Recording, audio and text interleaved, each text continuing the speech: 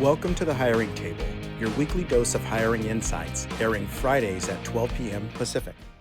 Today at the Hiring Table, we have Jason Hannold from the Boys and Girls Club. He is the CEO. Under Jason's leadership, the organization has been a cornerstone for youth development, providing safe places, mentorship, and opportunities that shapes futures. We'll explore the incredible impact of the clubs have had on our community, the challenges they face, and how local businesses can play a vital role in sustaining and expanding these programs. Welcome to the Hiring Table. Thanks, Lorenzo. Appreciate you having me here today. Yeah, this is exciting. Glad I can be here. So if you want to introduce yourself, say a little bit, and we'll jump on to some questions. My name is Jason Hannold, President and CEO, Boys and Girls Clubs of Fresno County. Originally from Harrisburg, Pennsylvania. Graduated college and I moved 3,000 miles away from Pennsylvania to Fresno, California for $6 an hour for a part-time summer internship with the Fresno Grizzlies and never turned back. Got to work in every level of professional baseball, including the major leagues. Here I am today with the Boys and Girls Clubs of Fresno County. Well, welcome. We're glad you're here. So we'll start on with a question about the Boys and Girls Club. What inspired you to dedicate your career to serving youth at the Boys and Girls Club? The opportunity came about for me, and this is a chance where I've really been able to put my personal life, the first 20, 21, 22 years of my life, with my professional life in Fresno, California. I've come from a very rough family, come from a very rough background, and I'm just very thankful that I was able to get out of that and to push hard and to get away from all of that and start a life out here in Fresno, California, almost 20 years ago. Wow. Yeah, the Central Valley, you got to get used to the heat. It gets a little hot in the summertime. I think that first summer it was like 115, man. It was hot. Yeah. I love it here though. Central Valley is home. You've been at the Boys and Girls Club for just a few months, right? Under 6 months? Yeah. Have you had an opportunity to make impact in the lives of the kids yet? What is that developing for you? Oh yeah. The first couple weeks there in the role, I'm touring all 14 of our club sites. We have 14 club sites throughout Fresno County, roughly serving about 3,500 kids annually. And I'm touring these club sites. I'm getting to see what it is that we do, how we do it, why we do it. And honestly, I'm just blown away at the programming and the pillars of the programming that we have for our youth and seeing the impact that these clubs have on these kids. They're made to be safe places for kids. And we've got several mottos going on, but one of them is when schools are out, clubs are in. And we want a place for kids to be able to go and access when school's out, that they feel like they have a safe place they can be at. That's good. Tell me about some of the programs that are working for the Boys and Girls Clubs. Yeah, there's several. I'm still getting used to this, but let me try and shoot through the four. Academic success is one of them.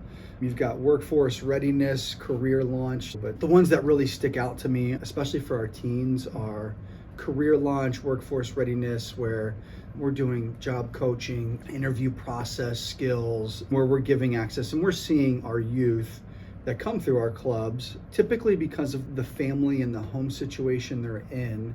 These kids want to contribute to their family early. It was similar with me. When I was a kid, I would shovel in driveways and mowing grass right away to try and make a couple dollars. And then working as a dishwasher was my first job. And I was just trying to find ways to support our family, help, whether that's to buy some groceries or whether that's to clean the carpets, or I remember doing all that stuff. So I feel that's a similar thing with the kids through our programs, and I think the career launch is probably the biggest one there. So the CEO has a connection point to the kids. Yeah. You understand some of the hardships that they go through. I've been through them too. That's why this role really resonated with me a lot, was because I see a lot of these kids in me, and I wish that I had a Boys and Girls Club back home where I was at, and maybe it could have saved some of my friends who are no longer here with us. But I was fortunate that I got out of it. You got 14 clubs. Safe space is really important for these kids. How many kids are you serving today? 3,500 annually. Over Thanksgiving break, we'll have 100 to 150 kids in certain clubs, depending on where they're at throughout Fresno County.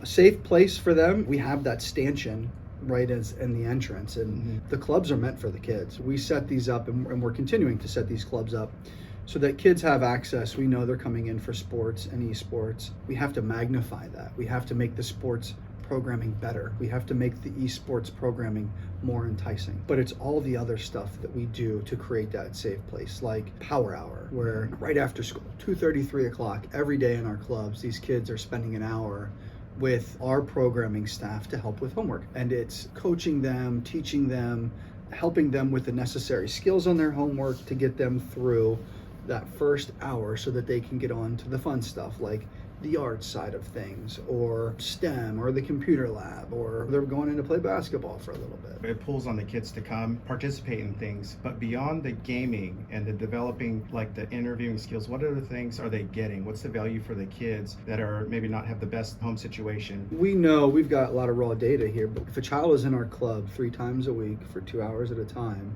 that equates to a 92% graduation rate. Another one of our mottos is we're the diamonds in the rough, and it's our time to shine. We literally painted diamonds on our biggest building in town, the Zimmerman Club, because we want people to see these clubs and access them and say, oh, what is that place? Why is my kid not there? Why am I not going there? And what we can do to do more for those kids and give those opportunities, because we know that when they're in there and they go into Smart Girls or Passport to Manhood or whatever the programs that they're doing, they get to learn about their bodies. They get to learn about what makes the transition from a girl to a woman and a boy to a man. And there's triple play, there's nutrition value. There's a lot of programming that we do to make sure that these kids are taught how to fulfill their journey as a child to become an adult. We're giving them the life skills they can grow outside of just the Boys and Girls Club. Real life skills, so necessary, because Yeah. a lot of times they don't have that mentorship parenting from Yeah. home, and parents are always working 2 or 3 jobs. Maybe it's a single parent household. Extremely valuable services. There's all sorts of stuff, cooking classes, and over Halloween they had a big Halloween maze there, and they had the little scary thing going on over in the arts room. It was awesome. Yeah. Super cool stuff.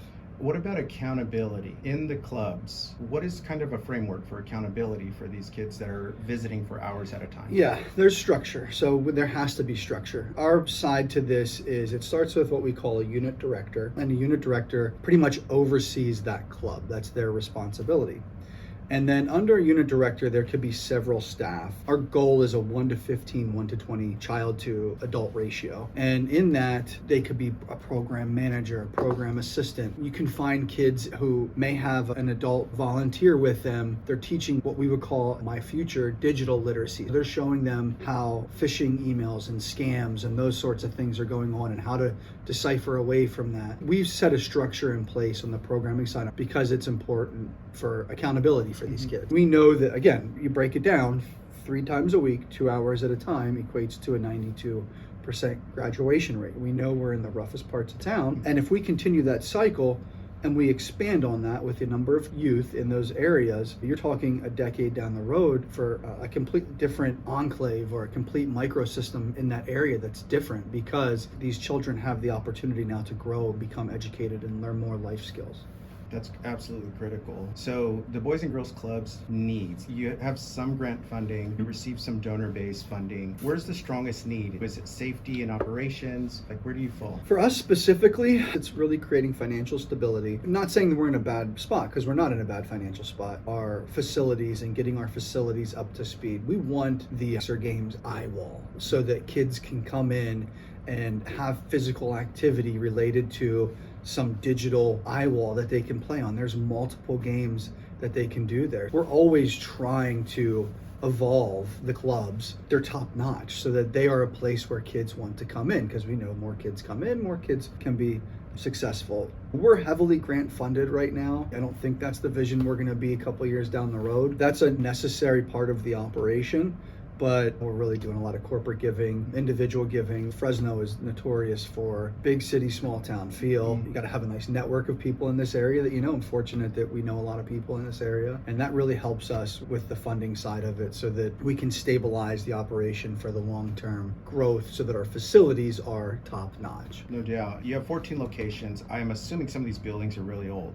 and you're going to need to do some things that are more urgent than others. Your greatest need as it relates to that? Right now it's HVAC. I'm working on a lot of HVAC stuff. So we've got several quotes out there. And right now it's a hodgepodge, piecemeal type of thing where we may have a 20,000 square foot facility with air conditioning in 1 or 2 rooms, and then the next room over doesn't have it. Or we've got swamp coolers in the gym, but the teen room might not have anything. So it's really about getting the whole system in place.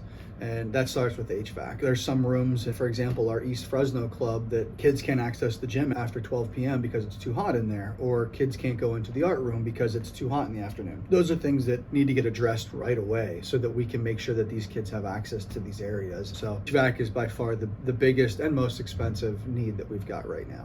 I think you have like bids out, you're getting Yeah. quotes, and it's in the hundreds of thousands, I think. It is. And again, Boys and Girls Club has a very good name. So we have a lot of community partners who are helping us out. It's really connecting those dots with those people. We're working with Pace Management as a project manager on this. We're getting multiple bids, figuring out what's the scope of work and what's the best option going forward. The goal is to get, I want to say four different clubs, and then 3 clubs and 1 gym all have HVAC before next summer. That's the goal. We're talking probably over $1.5 million, $2 million till it's all said and done. It's a lot of work. Yeah. Now, in terms of measuring success, not just in the numbers, but in the lives that you touch of these kids, what can you share on that? I'm the numbers driven person, but I also consider myself a lottery ticket because I was able to come out of not the best, not the worst either. I don't want to make it all sound doom and gloom, but what success is when you get the Jalen Greens to come back to the Boys and Girls Club, and he's driving back into our West Fresno club in September,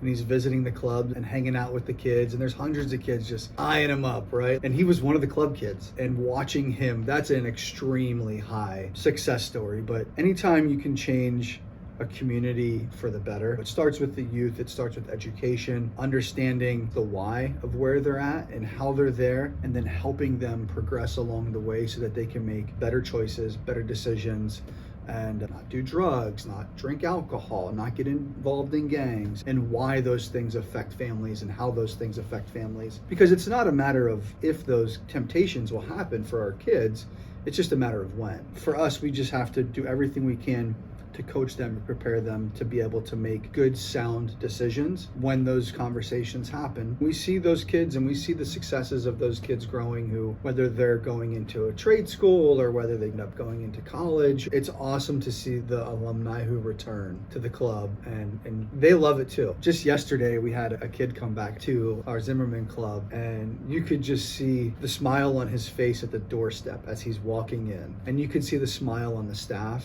You could see the smile in the kids, and they're all running up to him and giving him a big old hug, and it's a really cool, tight-knit family when it comes down to that. That is so awesome. Yeah. Huge impact. It sounds like the Boys and Girls Club is making an impact on thousands of kids' lives. Yeah. It's such a positive thing, and it also sounds like the Boys and Girls Club has this financial need to continue providing that service and also growing and fixing things, being a safe environment. How does somebody donate to the Boys and Girls Club? We don't have billable services, I say to people. We can't go out there and bill for the services that we're doing. We're providing opportunities for kids, so we're constantly fundraising and finding ways to generate funds for the organization. There's multiple buckets that you have to do. You have a corporate giving bucket where a business may be able to come in and sponsor a fundraiser dinner, for example, or a table at a dinner for $1,000 or $2,500. You may be able to get some businesses who support in the $25,000, $50,000, or even $100,000 range. It just depends.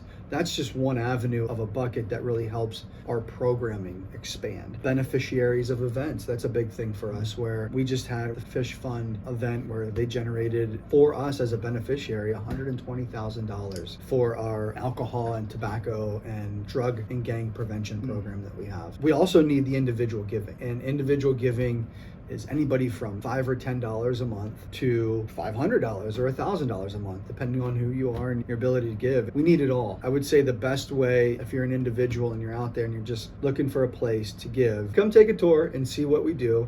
We need the $10 a month on a recurring giving gift, and we need the businesses to support. We need the grants and the foundations to support. We need all of that in order to get our operation fully up to speed and serving as much youth as we can in Fresno County. Outstanding. I want to talk about culture first. Is that cool? Let's do it. Building a good culture with a good team is ultimately what's going to lead to the success. You can only do so much as one individual and one person. It's really about building the team around you and people who are better than you and smarter than you to make that stuff work. Yeah, so it sounds like what you're doing is working. The little things, right? The acknowledgement, the involving, the inclusivity. Every career and job has its moments, its ups and downs. It's very normal, but your hope is that you set a strategic plan in place, and we're working through that stuff. And then with the goal and the expectation, we're the diamonds in the rough and we're going to shine. And Our clubs are going to look and feel like a Boys and Girls Club should feel, and a child is going to ride his or her bike down the street, or they're going to walk with their parents down the street, and they're going to look at those clubs and they're going to say, how am I not there? A membership is $10 a year, and you created the lowest barrier possible for kids to be able to access the safe places that we have. Sponsoring a kid. Yeah. That's something that people can do online. Yep, you can go right onto our website now. We're starting today, actually, a full-on end-of-the-year holiday appeal campaign, if you will. That's got Day of Giving on a Tuesday. It's got the holiday appeal for the holidays. It's got the whole gauntlet of stuff and ways to donate, and it's got the $25 gives you this, or $50 gets our club kids this. It's a really easy way to do it. And I would say, I guess the one thing that I would take away from that is, from our perspective, I would rather have somebody be more of a recurring donor, like a lower amount, even giving $5 a month. I would rather have that being a recurring gift than just a one-time gift, because that's what really helps stabilize the operation. What is Youth of the Year? Great question. It is our pinnacle event for our kids. They're going through the process now. They're writing speeches. We have about 8 or 9 from all of our clubs. 8 or 9 are still in this cohort, if you will. And think of it as the elite leadership program. Here in Fresno, they have Leadership Fresno through the chamber. I was in that, one of the alumni of that. We're taking the kids, we're meeting with them regularly, a couple times a week, whether it's on Zoom, face-to-face, and we're working with them on these speeches to go through this process so that January 22nd, 2026, it's a free event, and it is our most impactful event that we have. And it's at our Zimmerman Club. These 8 or 9 youth will be on there, and they'll give a 3-minute speech about their life, who they are, how they got to where they're at, and how the Boys and Girls Clubs have been able to impact their life and change their life forever. I haven't been a part of that event yet. I haven't seen it, but Julian, he's from our Pinedale Club. I've seen his speech a couple different times in 5 months now, and kid crushes me. He crushes me. Yeah. His speeches are better than mine, and it's incredible. And the first time I heard it, I was sitting with my wife at a dinner, and I'm hearing Julian speak, and I can't even stop from crying, because I'm just crying the whole time. It's very cool. Great event, and it's free. We just want to expose the community, what it is, and the impact that we make on these kids in our Why does it mean so much to you? The event or the The organization? impact on these kids, like Julian. I was one of I've them. heard his story. Last year he spoke at one of Yeah. the dinners, the fundraising dinners, and Yeah. I was the same way. I was totally choked up because it talked about his story, coming from literally nothing and having to fight adversity every turn he took, to being this confident public speaker, going to college, graduating high school with a 3.9, and wanting to go to college. I was just so impressed the changes that he's made through the support and mentorship of the Boys and Girls Club. He spent so many years in it. But why does it mean so much to you? Think about it as a flower, as a flower blossoms, right? That is exactly what happens here. We've got a story now that we've got commercials out, we've got stuff on social media and on the website. Amelia, she's another one who we're sharing her story, right? And it's common for our kids to be very shy, timid, not trustworthy of adults. It's a normal thing, right? And when these kids start to see the impact and the difference that we can make in their lives, and you see the Julian just grow and blossom into these amazing human beings, it's super cool. For me personally, it's all about how I grew up. A mother that has schizophrenia. She's currently in a mental institution. She's in ICU right now. She's okay. She's going to be all right for now, though. My dad had passed away just over a year ago. My dad was our rock. My brother's a drug addict, so fentanyl, heroin. He's OD'd a handful of times. I'm lucky to be alive, but he's clean, and I want to be very clear. He's done very good over the last year and a half, which is phenomenal. I know the adversity that these kids face. I have faced it every single day of my life, and I have scratched and clawed to get to where I am at, and I'm fortunate that I've been able to do that. I know that work ethic is very important. It's the one thing that I can control. My dad taught me that. Give the ability to be able to make a huge difference in this community. I knew the impact of what Boys and Girls Club does prior to serving in this role. I go home and I tell my wife, and I tell our kids, our son's 3 and our daughter's 1, and I'm like, we get a chance to really change the lives of people that need it. And I think about my brother's best friend who's died of a heroin overdose, and one of my best friends, his sister died of drug overdose. I think about them a lot, and I'm like, well, what if we had a Boys and Girls Club there? What if we had a place that they could go to that they didn't have to get involved into that stuff, or They didn't have the influence of other kids or whatever, adults, if you will, even to do that type of stuff. Could we have saved their lives, or could we have done more for them? So I think about that, and I weigh that stuff a lot. Well, thank you for sharing. Thanks for being vulnerable with that and sharing your story. Your workforce challenges. You have a bunch of employees reporting into you. Everybody's looking up to you. You're changing the culture. You're doing all these things in a short period of time. Not easy to do. Not easy to do. And you've got a big qualified team behind you. Do you have any gaps in your workforce org chart? Absolutely. Yeah. I would say that gaps are one thing, but I would always say that it's just something that's always evolving and we're always trying to improve. I don't ever envision myself or any organization, Boys and Girls Club alone, where we're just complacent. We're always trying to do better. We're always trying to do more. We always need to do more because the opportunity is out there and the youth that need it is out there. We just hired 2 more people here October 1st, Jasmine Young, Director of Strategic Impact, and Michelle Williams, Director of Data and Impact, who are really helping our resource development fundraising side. So I've really boosted up the development team because we need the funds and we need to get good people in place to really help stabilize the operation. So the RD side is one that I've really been focused on since the beginning, and I think that that's one over the next couple of years even that I'll be really heavily involved in. We have a COO, Kristen, who is just phenomenal. She does an incredible amount of work. So the headaches that you would think a typical CEO in an organization with staffing, she deals with 75-80% of that stuff. She has all of the programming team. Our admin is 17 people. She's got 65-70 people on the one side that she oversees, and I chip in and help out when I need to and get involved because I want to learn all of the aspects of it. I want to be grassroots and really understand everything, so I'm spending the time learning all that stuff, but she handles the heavy load when it comes to all of our staff, which is a blessing. We did the last round of reviews, and I want to say it was August, September timeframe. I purposely did one with every single staff member we had. I was involved. I wanted to see who they are, what they're doing, why, and help them and encourage them to grow along the way. If I had to say what would be looking for into the future, I'm really interested in like an operations, more of a facilities operations type of thing. Scott is phenomenal on our team. He was our director of IT when I got there, and now he's director of IT and facilities. He kind of just wear more of a hat in this world, and that's how this thing works. But I think getting Scott some help at some point too, because we've got a lot of facilities that we need to get cleaned up and get them up to speed, and I know Scott needs some help there. So any plans to open other locations in deserving and needing areas? I would love that. Yeah. Where would you open up? Well, first you got to get your house in order. That's the first thing. Get your house in order, get everything in line, and then you can start expanding. I've got visions for sure to be in Madera. I know we were in Oakhurst before I was here. I don't know how long or what that looked like completely, but Madera is definitely a target for me. And I know this might even sound a little cliche, but we were in Parlier. I think Parlier and Kerman are 2 places that I could look at and say, okay, is there an opportunity there? Even on the west side of the Metro Fresno side, more like Shaw and 99 over there in that area, central unified-ish area, I could see us getting back over into there. Right now, we've got to get the house in line and get all of our stuff lined up, but there's no doubt I want to grow this place. There's been a lot of talk about after-school programs and getting a little more involved in schools. Do you want to share anything about that? Yeah, from our level specifically, state level, local? I would say Central California. So one of the things that we're focused on is what they call ELOP and ACES funding.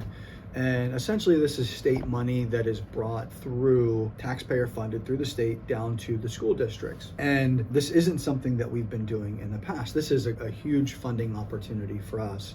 So we're looking at it and figuring out exactly what makes the most sense, where we can get in, how we can get in, so that we're creating our own little niche in our own little area for this stuff. Fresno Unified School District is the 3rd largest school district in the state of California. We filled out the approved vendor application a couple weeks back. We should get that back through. I don't see any issues with that getting approved. And then we'll start to do what like a grassroots marketing thing, but it's a programming team. So they're going to be able to go out off site to different schools, and it'll help us with engaging more youth to the clubs, which is what we want to do. And then it'll help us financially as well, which is a huge plus. But ultimately, through these programs, and another area that we're really focusing on is charter schools. We're seeing charter schools with a need on this. Fresno Unified is like the big beast that's got it all. It's huge. A charter school, you can find one school doing one thing where you can go in and really help kind of create this niche. So we're looking at a variety of options to really help. But it's definitely a revenue bucket, a programming bucket. It's something that we need to be doing more of, and we are. The last 5 months or so, our director of operations on the programming side, they've hit hard on going into the school districts and going into different programs. So it'd be almost like an after-school program that kids can go to. You know, kids can't really express their need, or a lot of times they don't. They keep it in, the issues that they're having. Yeah. But it gives them a voice, I think, because if you're on site schools, then they can join this program, and there's an intent to help them, guide them, help them with homework, do different things that are going to encourage them and understand them versus babysitting. That's a misconception. You know, Boys and Girls Club's not an after-school babysitting situation.